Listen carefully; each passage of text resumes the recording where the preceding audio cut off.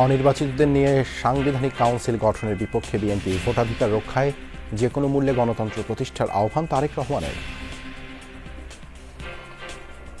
আমরা সমাজের সকল শ্রেণী পেশার মানুষের বিভিন্ন যে দাবি দাওয়া আছে সবকিছুকেই আমরা একসাথে নিয়ে সংস্কার কার্যক্রম চালাতে চাই। বিপদে প্রবাসীরা পাশে না দাঁড়ালে সোজা হয়ে দাঁড়াতে পারত না বাংলাদেশ, কাতারের প্রধান উপদেষ্টা। পণ্য পরিবহনে সিলেট বিমানবন্দরকেও কাজে লাগানো হবে।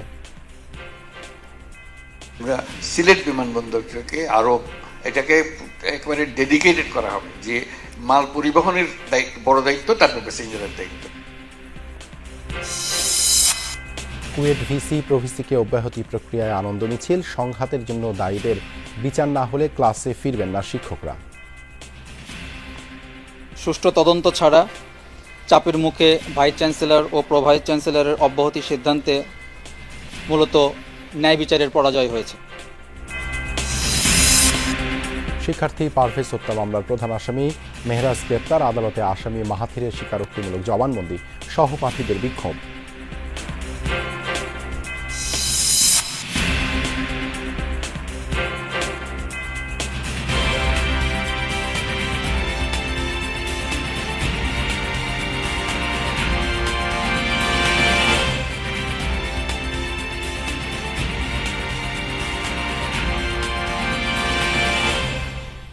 আমন্ত্রণ যমুনা নিউজে আপনাদের সঙ্গে আছি আমি দেবাশিস রঞ্জন সরকার। এতক্ষণ শিরোনাম দেখছিলেন। অনির্বাচিতদের সমন্বয়ে জাতীয় সাংবিধানিক কাউন্সিল গঠন ও প্রধানমন্ত্রীর ক্ষমতা কমানোর বিপক্ষে বিএনপি। সংসদ নির্বাচনের জন্য ন্যূনতম বয়স 21 বছর ও সংসদের মেয়াদ 4 বছর করার সুপারিশকে অযৌক্তিক বলেও মনে করেন দলটির শীর্ষ নেতারা। ঐকমত্য কমিশনের সাথে 3 দিনের বৈঠকে এসব বিষয়ে ছাড় দিতে রাজি হয়নি বিএনপি। নেতারা মনে করেন মৌলিক সংস্কারের বিষয়গুলো নির্বাচিত সংসদের হাতেই ছেড়ে দেওয়া উচিত। আরেফিন শাকিলের প্রতিবেদন। সংস্কার নিয়ে জাতীয় ঐকমত্য কমিশনের সাথে 3 দিনে প্রায় 20 ঘন্টার বৈঠক। রুদ্ধতার বৈঠকে নানা যুক্তি আর উদাহরণ টেনে কমিশনের 694টি প্রস্তাবের অন্তত 80% সমর্থন জানায় বিএনপি। আপত্তি আসে 73টি মৌলিক প্রস্তাবে, যার বেশিরভাগ সংবিধান ও নির্বাচন সংক্রান্ত সুপারিশে। নির্বাচন ব্যবস্থা সংস্কার কমিশনের 243টি সুপারিশের মধ্যে বিএনপি 141টিতে একমত হয়েছে। তবে যেই 28টি সুপারিশ নিয়ে নির্বাচন কমিশন আপত্তি জানিয়েছিল, ইসির স্বাধীনতা রক্ষায় বিএনপিও এর বেশিরভাগের সাথে একমত। ওনারা সংসদীয় স্থায়ী কমিটির কাছে জবাবদিহিতার জন্য প্রস্তাব করেছেন, তা আমরা বলেছি এই বিষয়ে আমরা একমত নই, কারণ নির্বাচন কমিশন একটা স্বাধীন সাংবিধানিক প্রতিষ্ঠান। এই প্রতিষ্ঠানকে অন্য একটা ইলেক্টেড আদার অর্গানের কাছে দিয়ে তারা তাদের দ্বারা বায়াসড হতে পারেন এবং তারা বায়াস করার চেষ্টা করতে পারেন। সংসদ ও রাষ্ট্রপতির মেয়াদ 4 বছর করা, সংবিধান সংশোধনের 2 কক্ষের অনুমোদনের পর গণভোট, জরুরি অবস্থা জারির প্রস্তাবিত বিধান, রাষ্ট্রপতি নির্বাচন পদ্ধতি নিয়ে ঐকমত্য কমিশনের প্রস্তাবের পক্ষে নয় বিএনপি। চায় না প্রধানমন্ত্রীর ক্ষমতা অযৌক্তিকভাবে কমানো ও জাতীয় সাংবিধানিক কাউন্সিলও। সংবিধানে দেশের নাম পরিবর্তন, নিম্নকক্ষে তরুণদের জন্য 10% আসন বরাদ্দের প্রস্তাবেও একমত হয়নি বিএনপি। বিরোধিতা করেছে প্রার্থীদের বয়স 21 বছর করার সুপারিশ নিয়ে।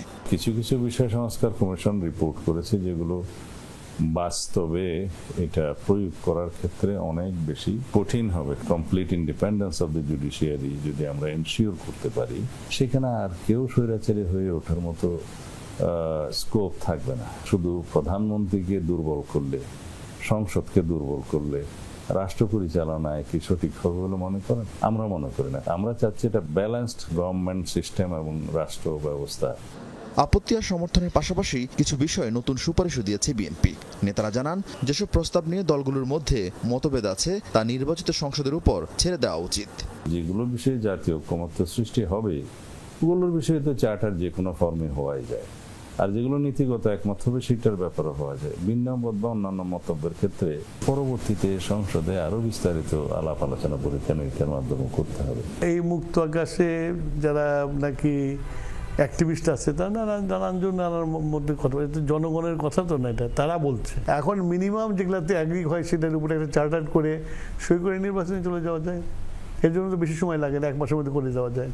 জনপ্রশাসন সংস্কার কমিশনে 208টি প্রস্তাবের মধ্যে 187টিতে বিএনপি একমত। বিচার বিভাগ সংক্রান্ত 89টি সুপারিশের 62টিতে সায় দলটির। দুদক সংক্রান্ত সুপারিশের মাত্র 1টিতে আছে আপত্তি। আরেফিন শাকিল, যমুনা নিউজ। ঢাকা। সংস্কার একটি চলমান প্রক্রিয়া। জনগণের সমর্থন রায় নিয়ে বিএনপি এই সংস্কার কার্যক্রম শুরু করবে। জনমানুষের যে প্রত্যাশা তার সাথে একটি মহলের চাওয়ার অমিল রয়েছে। রংপুর বিভাগের 4 জেলায় প্রশিক্ষণ কর্মশালায় ভার্চুয়ালি যুক্ত হয়ে তিনি এসব মন্তব্য করেন। রাষ্ট্র কাঠামোর সংস্কারে ৩১ দফা কর্মসূচি নিয়ে রংপুর বিভাগের 4টি সাংগঠনিক জেলায় বিএনপির কর্মশালায় ভার্চুয়ালি যোগ দেন দলের ভারপ্রাপ্ত চেয়ারম্যান তারেক রহমান। কর্মশালার শুরুতে তৃণমূল নেতাকর্মীদের কথা শুনেন তারেক রহমান। হ্যাঁ, আমাদের লিমিটেশনস আছে। প্রশ্নোত্তর পর্বে তিনি বলেন, জনমানুষের চাওয়া পাওয়ার সাথে একটি মহলের পার্থক্য রয়েছে। তারা দেশের উন্নয়ন ও সংস্কার চায় না। ধারাবাহিকভাবে আমরা সংস্কার করেছি, সেটি শিক্ষা, সেটি প্রশাসন, সেটি দেশ পরিচালনা, সেটি স্বাস্থ্য, সেটি খাদ্য উৎপাদন, কৃষি, সব ক্ষেত্রে বিএনপি কোনো না কোনো ভাবে সংস্কারের অবদান রেখেছে, সংস্কার করেছে বিএনপি। বিএনপির ভারপ্রাপ্ত চেয়ারম্যান জানান, গণতন্ত্রে মতপার্থক্য থাকাটাই স্বাভাবিক, তবে কোনোভাবেই যাতে মানুষের ভোট ও রাজনৈতিক অধিকার বাধাগ্রস্ত না হয়, কারণ এসব বাধাগ্রস্ত হলে সবকিছু ধ্বংস হয়ে যাবে। এতটুকু বার্তা সকলের কাছে পৌঁছে দিতে চাই। আমরা সমাজের সকল শ্রেণী পেশার মানুষের বিভিন্ন যে দাবি দাওয়া আছে সবকিছুকেই আমরা একসাথে নিয়ে সংস্কার কার্যক্রম চালাতে চাই। হতে পারে বিভিন্ন শ্রেণী পেশার মানুষের বিভিন্ন জনের কাছে বিভিন্ন বিষয়টি প্রায়োরিটি, বাট আমরা সকলের সবকিছুকে আমরা চাই ঐক্যবদ্ধভাবে দেশকে সামনে নিয়ে যেতে। তারেক রহমান বলেন, বিগত 15 বছর জনগণের রাজনৈতিক অধিকার ও ভোটের অধিকারকে কেড়ে নেওয়া হয়েছিল, যার ফলে দেশের সব খাত ধ্বংস হয়ে গেছে। সমাজে বিভিন্ন অধঃপতন ও বিভিন্ন অনাচার সৃষ্টি হয়েছে। প্রত্যেকটি অর্গানকে সেটি ক্ষতিগ্রস্ত করে। অলোক হাসান, যমুনা নিউজ। প্রবাসীরা প্রতিনিয়ত দেশের মঙ্গলের জন্য কাজ করছে, তাদের কথা শুনতে হবে বলে জানিয়েছেন অন্তর্বর্তী সরকার প্রধান ডক্টর মোহাম্মদ ইউনূস। কাতারে বসবাসরত বাংলাদেশি প্রবাসীদের সাথে সাক্ষাতের সময় তিনি এই কথা জানান। বলেন, প্রবাসীরা বিশেষ করে বিপদের দিনে দেশের পাশে না দাঁড়ালে বাংলাদেশটা সোজা হয়ে দাঁড়াতো না। ঢাকা বিমানবন্দরের পাশাপাশি সিলেট বিমানবন্দরকে ডেডিকেটেড করা হবে মালামাল পরিবহনের জন্য। অন্তর্বর্তী সরকার প্রধান জানান, তৈরি করা হবে নাগরিক সেবা কেন্দ্র। কিন্তু সফরের চতুর্থ দিনে কাতারে বসবাসরত বাংলাদেশি প্রবাসীরা দেখা করেন অন্তর্বর্তী সরকার প্রধান ডক্টর মোহাম্মদ ইউনূসের সাথে। এ সময় প্রধান উপদেষ্টা প্রবাসীদের সম্পর্কে খোঁজ নেন, দেশের ভাবমূর্তি সহ সার্বিক উন্নয়নে সরকারের করণীয় নিয়ে পরামর্শ চান। সুযোগ পেয়ে নিজেদের মতামত তুলে ধরেন প্রবাসীরা। প্রবাসীদেরকে এয়ারপোর্টে আরেকটু সুযোগ সুবিধা করে দেওয়া। বাংলাদেশের অর্থনীতি সচল রাখার জন্য প্রবাসীদের ধন্যবাদ জানান অন্তর্বর্তী সরকার প্রধান। বলেন, প্রবাসীদের কি প্রয়োজন সে কথা শুনতে হবে। দুঃসময়ে পাশে থাকার জন্য প্রবাসীদের ধন্যবাদও জানান তিনি। বিশেষ করে বিপদের দিনে আপনারা না দাঁড়াইলে বাংলাদেশ সোজা হয়ে দাঁড়াতে পারত না, আপনারাই তারে শক্ত করে রাখছেন। প্রফেসর ইউনূস জানান, পণ্য পরিবহনের জন্য শুধু ঢাকা নয়, সিলেট বিমানবন্দরকেও কাজে লাগানো হবে, যুক্ত হবে চট্টগ্রামও। শুধু ঢাকা বিমানবন্দর না, আমরা সিলেট বিমানবন্দরকে আরো এটাকে একেবারে ডেডিকেটেড করা হবে, যে মাল পরিবহনের দায়িত্ব বড় দায়িত্ব, তারপর প্যাসেঞ্জারের দায়িত্ব, 1 নম্বর দায়িত্ব হলো মাল পরিবহন। চট্টগ্রামকেও সেটা করা হচ্ছে। খুব দ্রুত নাগরিক সেবা কেন্দ্র করা হবে বলেও জানানো হয় প্রবাসীদের। পাসপোর্ট, জমির দলিল, ট্যাক্স, লাইসেন্সের সব কাজ এই নাগরিক সেবা কেন্দ্রের মাধ্যমে করা যাবে। এর ফলে সরকারি অফিসে আর যেতে হবে না। নাগরিক সেবা কেন্দ্র, আপনার কোনো রকমের কোনো জিনিসের জন্য, পাসপোর্টের জন্য কিংবা দলিল দস্তাবেজ, তারপরে ট্যাক্স দেওয়া, লাইসেন্স পাওয়া, যেগুলো সরকার দেয়, রিনিউ করা, পাসপোর্ট রিনিউ করা, অন্যান্য জিনিস রিনিউ করা, এই সব সেবা কেন্দ্রের মাধ্যমে হবে। এখানে যাবেন, আপনি বলবেন, যারা করে দেবে, আপনার সরকারের চেহারা দেখার দরকার। অন্তর্বর্তী সরকার প্রধান জানান, প্রবাসীদের জন্য একটি অ্যাপ তৈরি করা হচ্ছে, যেখানে প্রবাসীরা দেশ নিয়ে পরামর্শ দিতে পারবেন। এই ব্যবস্থাকে কিভাবে আরো উন্নত করা যায় সে বিষয়ে প্রবাসীদের সহায়তা চান ডক্টর মোহাম্মদ ইউনূস। বুদ্ধি নিয়ে বসে আছে, প্রাণ জ্বলতেছে, কিন্তু কিছু করতে পারতেছে না, রাস্তাটা নাই। এই রাস্তা বাইর করার জন্য আমরা একটা অ্যাপ বাইর করতেছি। পরামর্শ দিতে চান, পরামর্শ দিতে পারে, অথবা বলবে এটা হলে আমি এটা করে দিতে পারবো, এটা আমার হাতে আছে, আপনারা বললে আমরা করে দেবো। আপনি আপনার কথাটাগুলো বলবেন। লামিয়া তিথি, যমুনা নিউজ। কাতারের কাছে বিগত সরকারের করা ঋণের $254 মিলিয়ন পুরোটাই পরিশোধ করা হয়েছে জানিয়েছেন প্রধান উপদেষ্টার প্রেস সচিব শফিকুল আলম। একই সাথে দেশে প্রচুর গ্যাস আনতে খুব দ্রুত ল্যান্ড বেজ এলএনজি টার্মিনাল করার কথাও জানান। পাশাপাশি কাতারের কাছে মেয়েদের জন্য স্পোর্টস ফ্যাসিলিটিস চাওয়া হয়েছে। যে আপনি $254 মিলিয়ন উনি না দিয়ে চলে গেছেন। আমরা এই যে গতকাল ওয়েনেসডে ছিল, ওয়েনেসডে আমরা পুরোটা টাকা, একটা টাকা বাকি নেই, পুরোটা টাকা আমরা পে করে দিয়েছি। আমরা একটা ল্যান্ড বেস এলএনজি টার্মিনাল করতে চাই যাতে আমরা প্রচুর গ্যাস আনতে পারি। আমাদের অনেক আছে, কোম্পানি আছে, ওরা বলেন যে আমরা এক্সপানশন করতে পারছি না বিকজ আমরা গ্যাস পাই না। আমাদের গার্মেন্টস সেক্টরে অনেকে প্রচুর অর্ডার পাচ্ছেন, সেই এক্সপানশনের জন্য যাতে আমরা এনার্জিগুলো দিতে পারি। দেশের জনগণ ডিসেম্বরের মধ্যেই ভোট দেওয়ার জন্য উদ্গ্রীব, এমনটাই মন্তব্য করেছেন বিএনপির স্থায়ী কমিটির সদস্য আমির খসরু মাহমুদ চৌধুরী বৃহস্পতিবার বিকেলে গুলশানে বিএনপি চেয়ারপারসনের কার্যালয়ে বাংলাদেশ জন অধিকার পার্টি ও গণতান্ত্রিক বাম ঐক্যর সাথে নিয়াজও কমিটির বৈঠক শেষে কথা বলেন তিনি। আমির খসরু বলেন, সংস্কার একটি চলমান প্রক্রিয়া, তাই নির্বাচনের পরও সংস্কার সম্ভব। জাতীয় ঐক্যমত্য কমিশনের সাথে রাজনৈতিক দলগুলোর কি কি বিষয়ে মতৈক্য হয়েছে সেটি জনগণের সামনে প্রকাশ করার আহ্বান জানান তিনি। ডিসেম্বরের মধ্যে নির্বাচনের জন্য সমস্ত সবাই উদ্গ্রীব, ভোট দেওয়ার জন্য প্রস্তুত। নির্বাচনের পরেও আরও বহু সংস্কার হতে থাকবে, আগামী বছরগুলোতেও সংস্কার হতে থাকবে।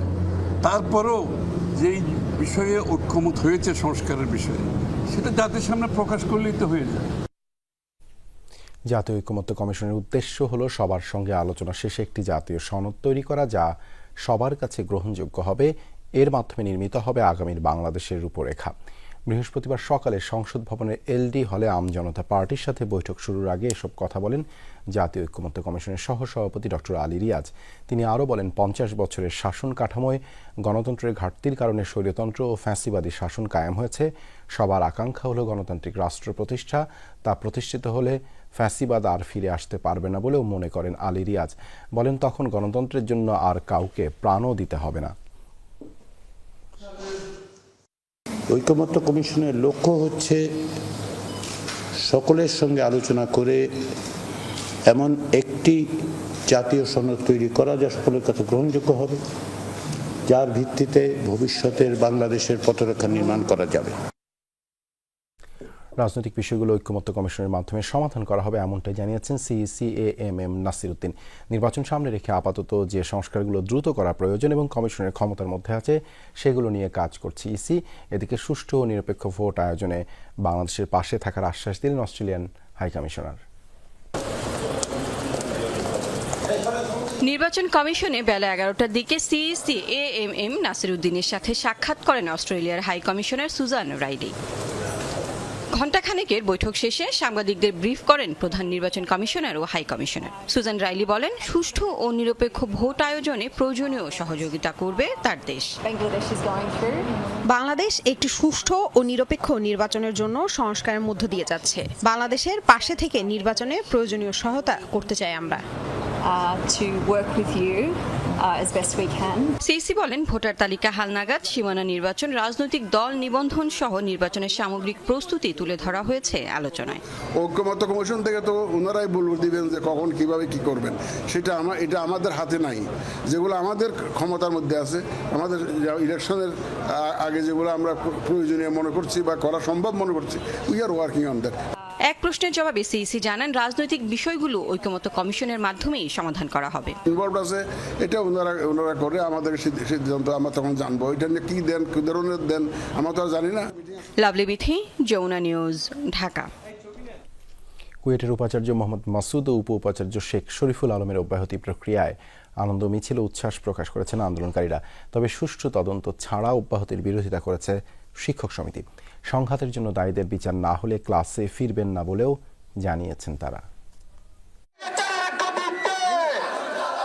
জাতীয় পতাকা হাতে উচ্ছ্বাস প্রকাশ, আনন্দ মিছিল। কুয়েটের উপাচার্য মোহাম্মদ মাসুদ ও উপ উপাচার্য শেখ শরীফুল আলমের অব্যাহতি দেওয়ার প্রক্রিয়ায় উচ্ছ্বসিত তারা। দাবি মেনে নেয় সংশ্লিষ্টদের প্রতি কৃতজ্ঞতা জানান শিক্ষার্থীরা। সিন্ডিকেট সভার সিদ্ধান্ত অনুযায়ী শিক্ষা কার্যক্রম শুরু হবে 4 মে। এর আগে তথ্য ও সম্প্রচার মন্ত্রণালয়ের সংবাদ বিজ্ঞপ্তিতে জানানো হয়, কুয়েটের সংকট নিরসন ও দ্রুত শিক্ষা কার্যক্রম শুরুর লক্ষ্যে উপাচার্য এবং উপ উপাচার্যকে দায়িত্ব থেকে অব্যাহতি প্রদানের প্রক্রিয়া শুরু হয়েছে। সুখবরটা এটা শোনার পরে প্রায় সবাই ক্যাম্পাসে ব্যাক করছে, যারা হসপিটালে ছিল বা বাসায় ছিল। গত 65 দিনের গিয়ে যে দীর্ঘ একটা অপেক্ষা, সেই দীর্ঘ অপেক্ষার গতকাল রাতে অবসান হয়েছে। তবে উপ-উপাচার্য জানান পদত্যাগের বিষয়ে তাকে কিছুই জানানো হয়নি। মন্ত্রণালয় থেকে নির্দেশনা পেলে নিজেই দায়িত্ব থেকে সরে দাঁড়াতেন বলেও দাবি তার। আমি আসলে জানি, এখনো পর্যন্ত আমার কাছে স্বচ্ছ ধারণা নেই যে কি সমস্যার কারণে আমাকে অব্যাহতি দেওয়ার কথা বলা হলো। তা আমি মনে করি যদি সরকার মনে করে আমাকে যদি আত্মপক্ষ সমর্থনের সুযোগ দেওয়া হতো বা আমাকে যদি আগে থেকেই বলা হতো, আমি হয়তো নিজেই পদত্যাগ করতাম, আমাকে অব্যাহতি দেওয়ার প্রয়োজন হতো না। এদিকে কুয়েট শিক্ষক সমিতির বৈঠক শেষে সাধারণ সম্পাদক জানিয়েছেন, সুষ্ঠু তদন্ত ছাড়া চাপের মুখে উপাচার্য ও উপ-উপাচার্যকে অব্যাহতি দেওয়ার সিদ্ধান্তে ন্যায় বিচারের পরাজয় হয়েছে। 18 ফেব্রুয়ারির সংঘর্ষের ঘটনায় জড়িতদের শাস্তি নিশ্চিত না হওয়া পর্যন্ত শিক্ষকদের ক্লাসে না ফেরার পূর্বের সিদ্ধান্ত বহাল রয়েছে।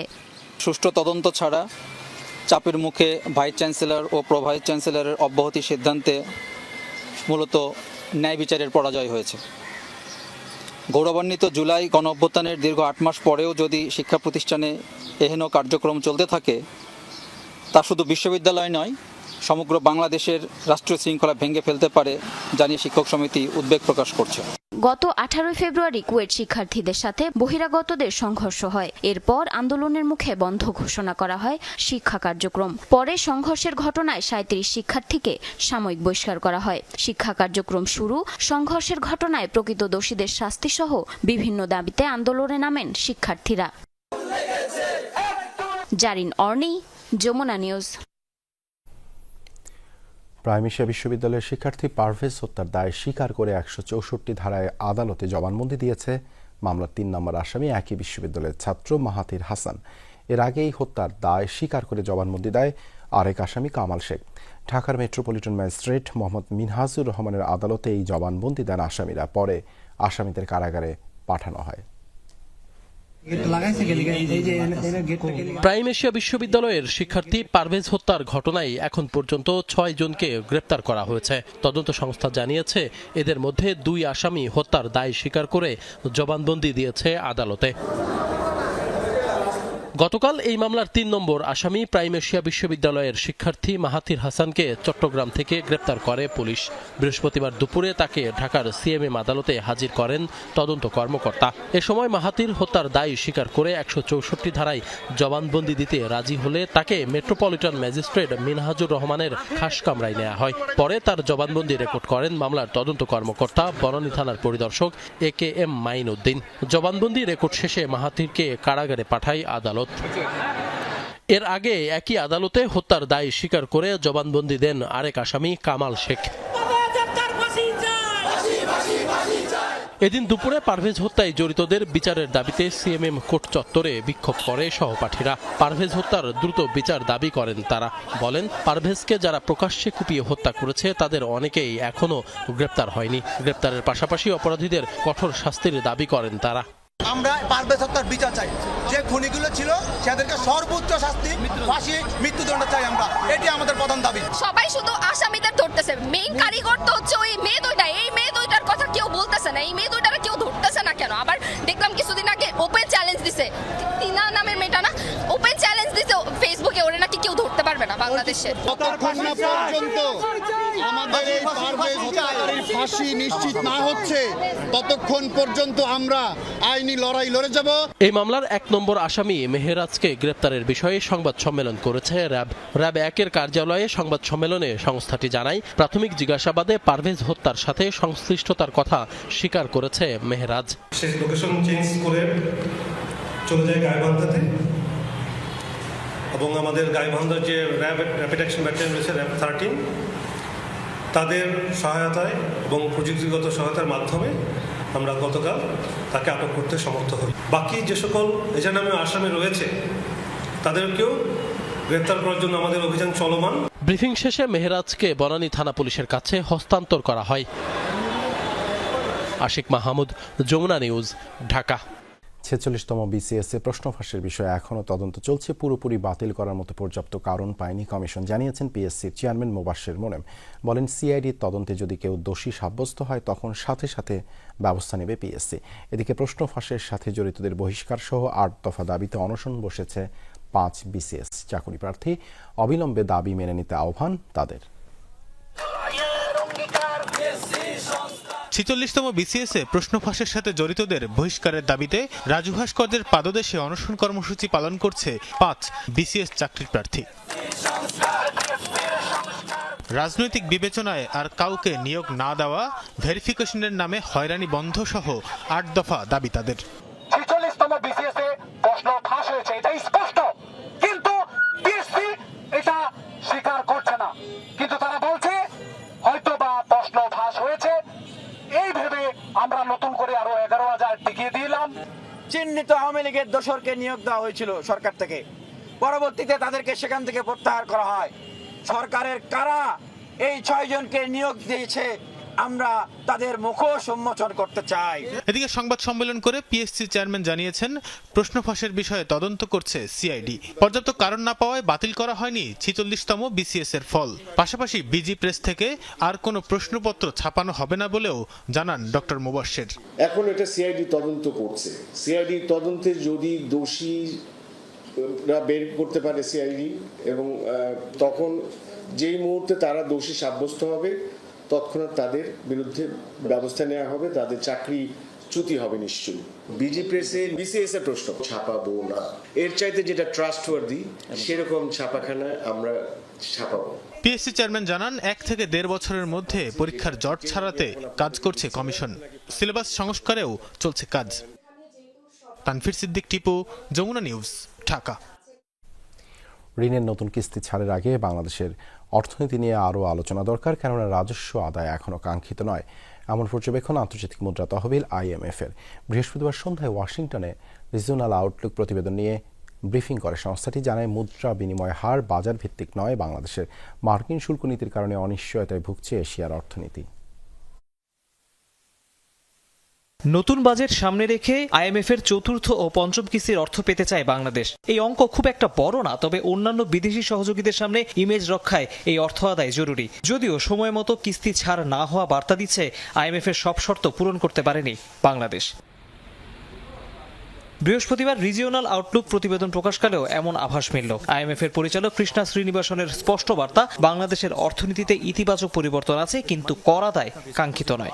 Now the two areas where we've had some there needs to be further discussion. IMF এর ঋণের লক্ষ্যই ছিল বাংলাদেশের অর্থনীতিতে ইতিবাচক ধারা ফিরিয়ে আনা, কিন্তু দুটি বিষয়ে আরো আলোচনা দরকার। প্রথমটি রাজস্ব আদায় পরিস্থিতি, যা এখনো কাঙ্ক্ষিত নয়। এভাবে চললে নতুন বিনিয়োগ আনাও কঠিন। পাশাপাশি এক্সচেঞ্জ রেট নিয়ে কিছু তৎপরতা হয়েছে, তবে তা এখনো পুরোপুরি নমনীয় নয়।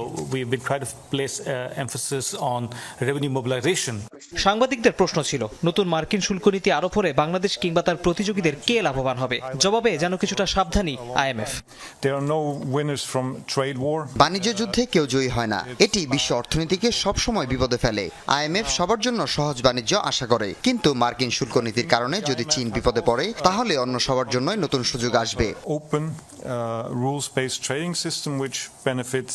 ব্রিফিং এর পুরো সময় যুক্তরাষ্ট্রের শুল্ক নীতি আর চীনের অর্থনৈতিক পরিবর্তন নিয়ে প্রশ্ন করেন প্রায় সবাই। IMF এর আশঙ্কা, ট্যারিফ যুদ্ধ শুরু হলে বড় ধাক্কা খাবে এশিয়ার অর্থনীতি। The tariff rates which were imposed on April 2nd. যুক্তরাষ্ট্র ও চীন মুখোমুখি অবস্থান নিলে বাণিজ্য নিয়ে অনিশ্চয়তায় পড়বে এশিয়া। যদিও চীন এখন অভ্যন্তরীণ বিশাল বাজারেই টিকে থাকতে চাইবে, সেবা খাতের জন্য কৌশল একই হবার কথা। তবে অঞ্চল হিসেবে এশিয়া যে প্রভাবিত হবে তাতে কোনো সন্দেহ নেই। IMF এর পূর্বাভাস, চলতি অর্থ বছরে বাংলাদেশের জিডিপির প্রবৃদ্ধি হবে 3.8%। তৌহিদ হোসেন, যমুনা নিউজ, ঢাকা। জুলাই নিয়ে কেউ কেউ ব্যবসা করছে বলে অভিযোগ করেছেন গণ অধিকার পরিষদের সভাপতি নুরুল হক নূর। তিনি বলেন, জুলাইয়ের চেতনার কথা বলে কেউ উপদেষ্টা হয়েছে, কেউ আবার পদোন্নতি নিয়েছেন। বৃহস্পতিবার বিকেলে শাহবাগে জুলাই মঞ্চ আয়োজিত এক সমাবেশে নুরুল হক আন্দোলনে নিহতদের 1 কোটি টাকা করে ক্ষতিপূরণের দাবি জানান। তিনি অভিযোগ করে বলেন, সরকার 1-2 লাখ টাকা দিচ্ছে শহীদ পরিবারকে, যা পর্যাপ্ত নয়।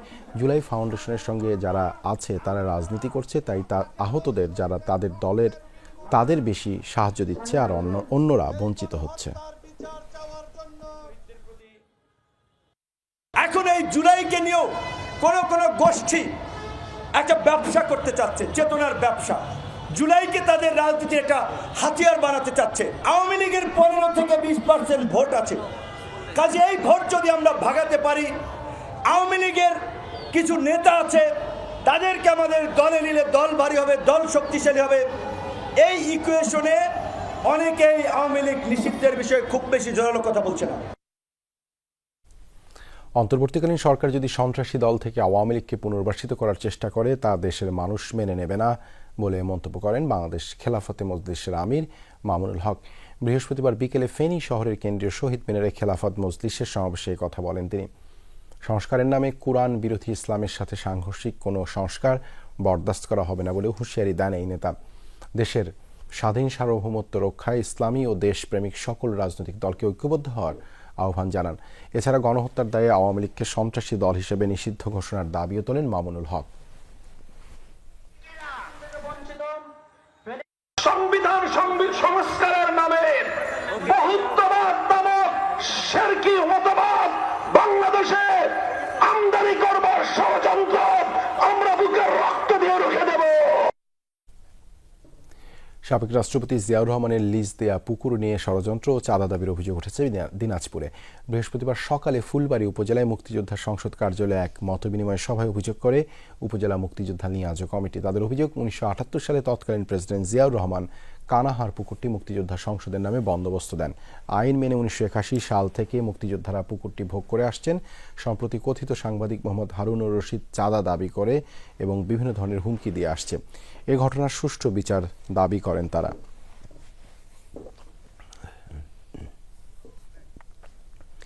রাজধানীতে হয়ে গেল বাংলাদেশি অভিবাসীদের প্রত্যাবর্তন এবং পুনঃ একত্রীকরণের ভবিষ্যৎ শীর্ষক সংলাপ। বৃহস্পতিবার সকালে স্থানীয় একটি হোটেলে এই সংলাপ অনুষ্ঠিত হয়।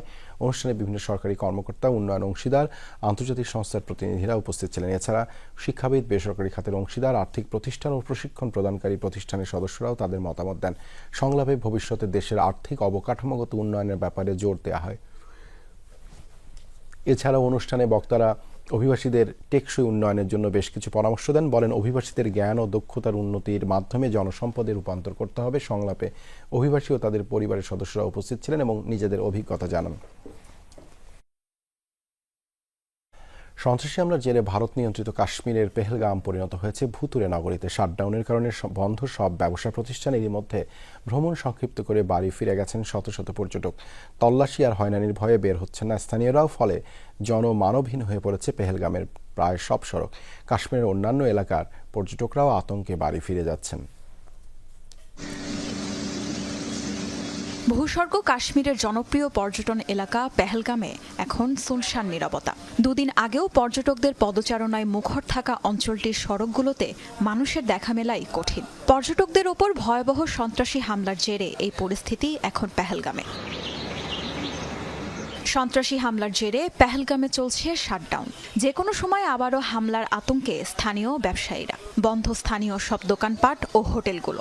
ভয়ে অঞ্চলটি ছেড়ে গেছেন পর্যটকরাও। কড়া নিরাপত্তা চাদরে ঢাকা পুরো শহর। বিভিন্ন জায়গায় বসানো হয়েছে চেকপোস্ট।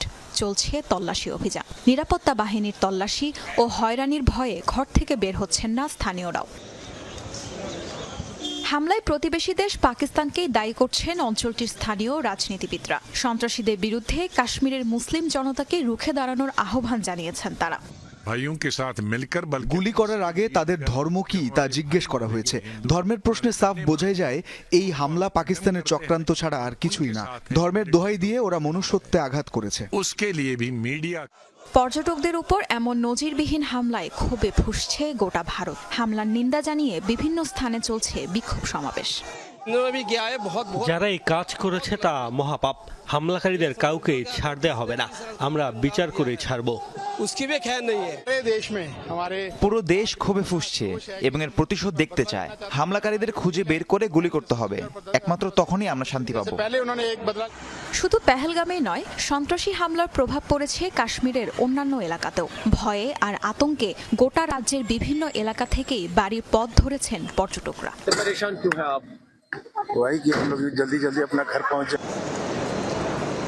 তাসরিয়ান সোভান, যমুনা নিউজ। ভারতের সিন্ধু পানি বন্টন চুক্তি স্থগিতের সিদ্ধান্তে ক্ষুব্ধ প্রতিক্রিয়া দেখিয়েছে পাকিস্তান। দাবি, তাদের এই সিদ্ধান্ত যুদ্ধ ঘোষণার শামিল। জাতীয় নিরাপত্তা কমিটির বৈঠক শেষে ভারতের সাথে সব ধরনের বাণিজ্য স্থগিত ও ভারতীয় এয়ারলাইন্সের জন্য আকাশসীমা বন্ধের ঘোষণাও দিয়েছে দেশটি।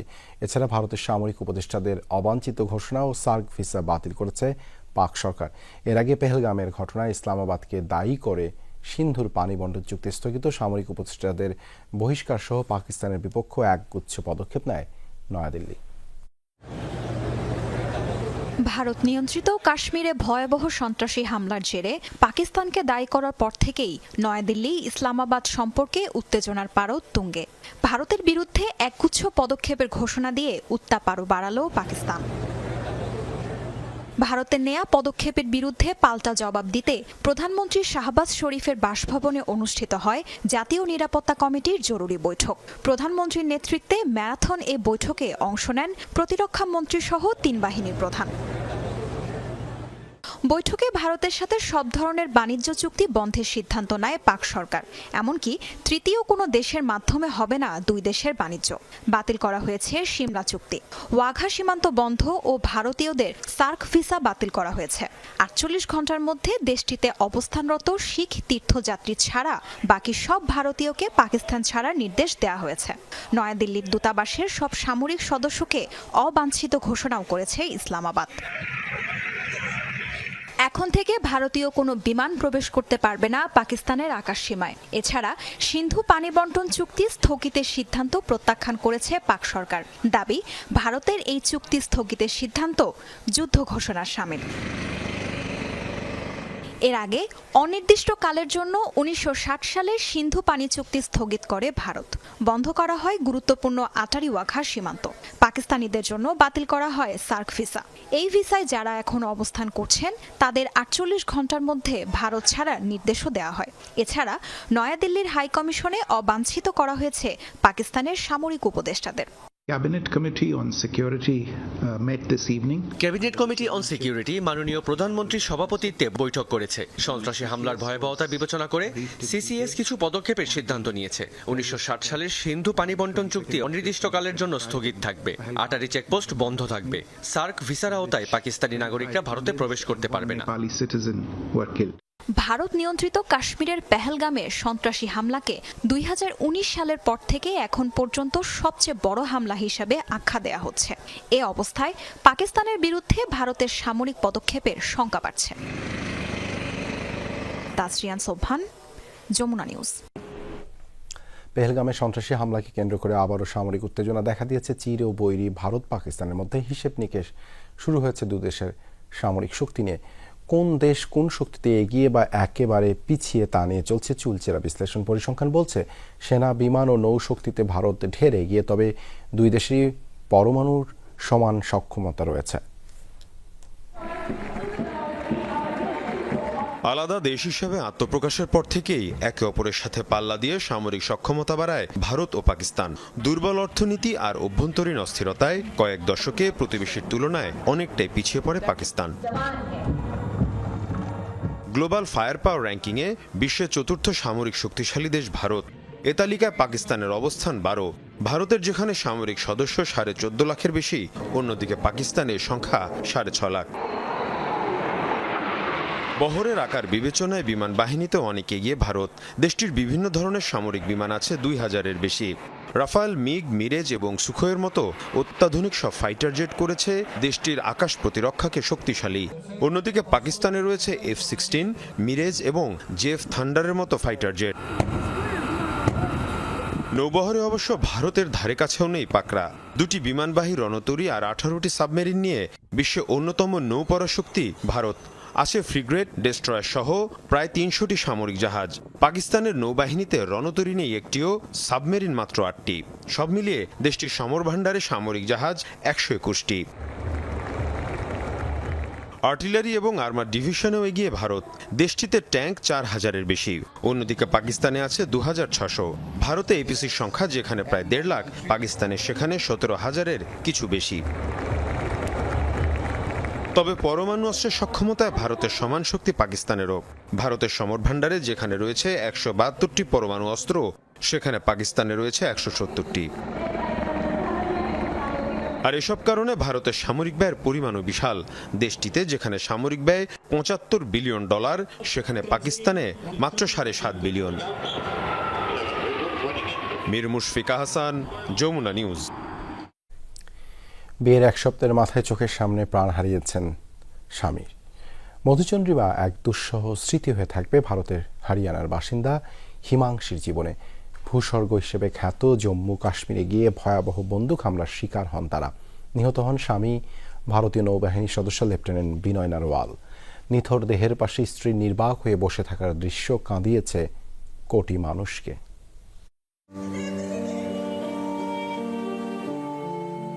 এখনো শুকায়নি মেহেদির রং, কিন্তু মুছে গেল সিথির সিঁদুর। এমনই দুর্ভাগ্য হরিয়ানার গুরুগ্রামের বাসিন্দা হিমাংশী নরওয়ালের। স্বপ্নের মধুচন্দ্রিমা তাকে সারা জীবন ধাওয়া করে বেড়াবে দুঃসহ এক দুঃস্বপ্ন হয়ে, কারণ এখানেই নির্মমভাবে নিহত হয়েছেন তার স্বামী বিনয় নরওয়াল।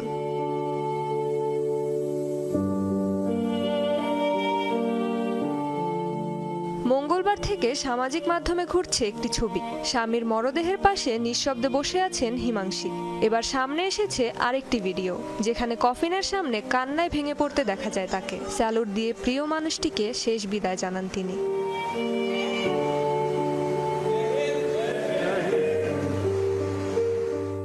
দিল্লি বিমানবন্দরে জাতীয় পতাকায় মোড়ানো কফিনে শ্রদ্ধা জানানো হয় ২৬ বছর বয়সী লেফটেন্যান্ট বিনয়কে।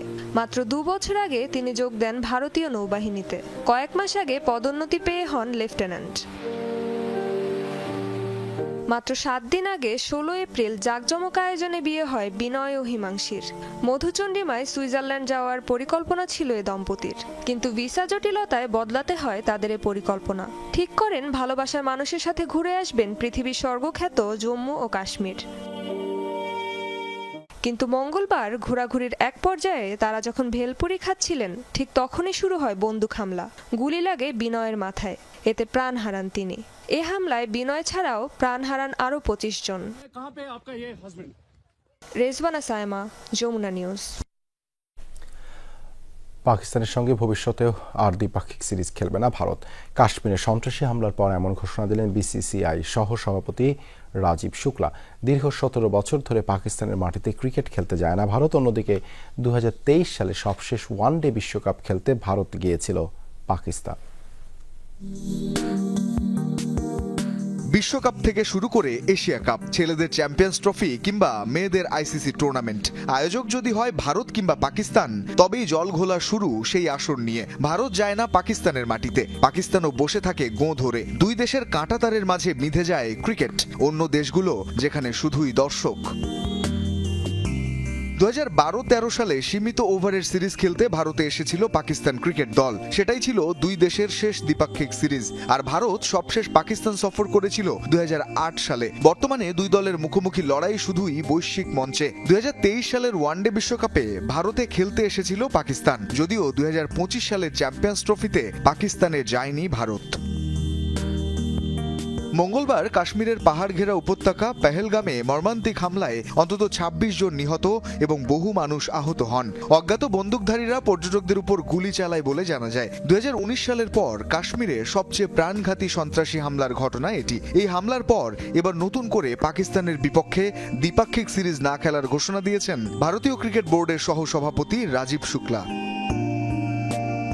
ভারতের এক গণমাধ্যমে এই ঘটনার তীব্র নিন্দা জানিয়ে রাজীব শুক্লা বলেন, হামলায় ক্ষতিগ্রস্তদের সঙ্গে আছেন তারা। সরকার যা বলবে বিসিসিআই তাই করবে। দ্বিপাক্ষিক সিরিজে ভারত পাকিস্তানের সঙ্গে খেলে না, কারণ এটা সরকারের অবস্থান। শুক্লা স্পষ্ট করেই বলেছেন, ভবিষ্যতেও দ্বিপাক্ষিক সিরিজে ভারত আর পাকিস্তানের সঙ্গে খেলবে না। তার মতে আইসিসি ইভেন্টে খেলার বিষয়টি ভিন্ন।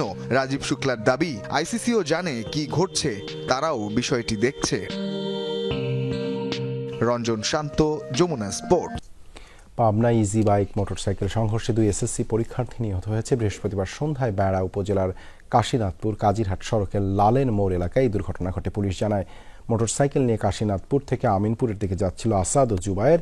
এ সময় উল্টো দিক থেকে আসা ইজি বাইকের সাথে মুখোমুখি সংঘর্ষ হলে গুরুতর আহত হয় আসাদ ও জুবায়ের। স্থানীয়রা তাদের উদ্ধার করে উপজেলা স্বাস্থ্য কেন্দ্রে নিয়ে গেলে চিকিৎসক মৃত ঘোষণা করেন। দুজনই কাশীনাথপুর বিজ্ঞান স্কুল অ্যান্ড কলেজের এসএসসি পরীক্ষার্থী ছিল। সাতক্ষীরায় চিংড়িতে ময়দা ও জেলি ঢুকিয়ে প্রতারণার ঘটনায় দুজনকে আটক করেছে সেনাবাহিনী। বৃহস্পতিবার দুপুরে শ্যামনগর উপজেলার খাগড়াঘাট এলাকায় অভিযান চালায় সেনাবাহিনী। আটক করা হয় মাছ ব্যবসায়ী আতর মোরল ও সামিয়া বেগম নামের দুজনকে। সেনাবাহিনী জানায় বাগদা, গলদা ও হরিণা চিংড়িতে ময়দা, জেলি ও এক ধরনের তরল মিশিয়ে চিংড়ির ওজন বাড়ানো হচ্ছিল। একটি সংঘবদ্ধ চক্র প্রতিদিন 4 থেকে 5,000 কেজি ভেজাল চিংড়ি ঢাকায় পাঠিয়ে আসছে। তাদের বিরুদ্ধে অভিযান অব্যাহত থাকবে বলেও জানায় সেনাবাহিনী। কক্সবাজার শহর থেকে মহেশখালী নৌ রুটে আনুষ্ঠানিকভাবে যাত্রা শুরু করেছে 250 যাত্রী ধারণ ক্ষমতার সি ট্র্যাক।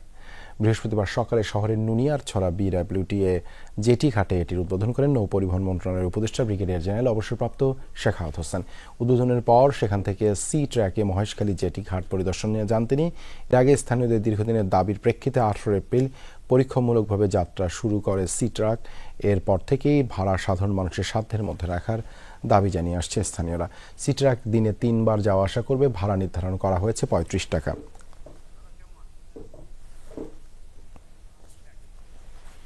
জম্মু কাশ্মীরে সন্ত্রাসী হামলার বিষয়ে ভারতের সকল রাজনৈতিক দলের বৈঠক অনুষ্ঠিত হয়। এই বৈঠকে কেন্দ্রীয় সরকারের যে কোনো পদক্ষেপের সমর্থন জানিয়েছে বিরোধী দলগুলো। বৃহস্পতিবার নয়াদিল্লির সংসদ ভবনে এই বৈঠকে অংশ নেন স্বরাষ্ট্রমন্ত্রী অমিত শাহ, প্রতিরক্ষামন্ত্রী রাজনাথ সিং, পররাষ্ট্রমন্ত্রী এস জয়শঙ্কর, কংগ্রেসের প্রেসিডেন্ট মাল্লিকার্জুন খার্গে ও কংগ্রেসের এমপি রাহুল গান্ধী সহ অন্যান্য সংসদীয় নেতারা। হামলায় নিহতদের শ্রদ্ধা জানাতে 2 মিনিট নীরবতা পালন করা হয়। বৈঠক শেষে রাহুল গান্ধী সহ বিরোধী নেতারা জানান সরকারের যে কোনো পদক্ষেপে পূর্ণ সমর্থন জানিয়েছেন তারা। সব দল একত্রে হামলার নিন্দা জানিয়েছে। বিরোধী পক্ষও সরকারের যে কোনো পদক্ষেপকে সমর্থন জানিয়েছে। এই ছিল যমুনা নিউজে এতক্ষণ সাথে থাকার জন্য ধন্যবাদ।